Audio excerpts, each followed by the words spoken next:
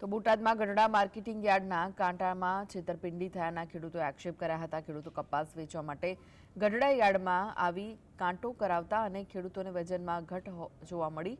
ખેડૂતોએ આક્ષેપ કર્યો કે વેબ્રિજ કાંટામાં વજન 10 થી 12 મણ જેટલું ઓછું બતાવે છે। તો આ મુદ્દે માર્કેટિંગ યાર્ડ પૂર્વ ચેરમેને કિરીટ હુંબલે કહ્યું કે ટેકનિકલ ખામીના કારણે આવી સ્થિતિ સર્જાઈ છે। 35 જેટલા ખેડૂતોના કુલ 135 મણ કપાસની ઘટ અંગે ભરપાઈ કરવા માટે સૂચના આપી દેવામાં આવી છે। હાલ વેબ્રિજ કાંટાના વજન સેટિંગમાં ફેરફાર કરાવી સુધારા કરી ખેડૂતોના પ્રશ્નોનું સમાધાન કરવામાં આવશે।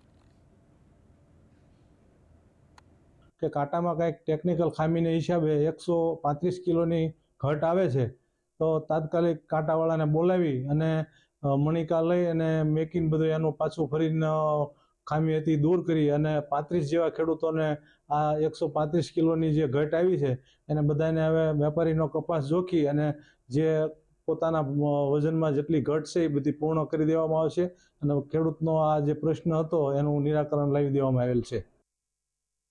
એવું થયું, ભાગ્યે એમ કીધું કે મને વજનમાં થોડુંક ઓછું એવું લાગે છે, એટલે હું અહીં આવ્યો। મેં કિરીટભાઈને ફોન કર્યો કે હું બોટાદ જાઉં છું, હમણાં આવું પછી તમને બોલાવું।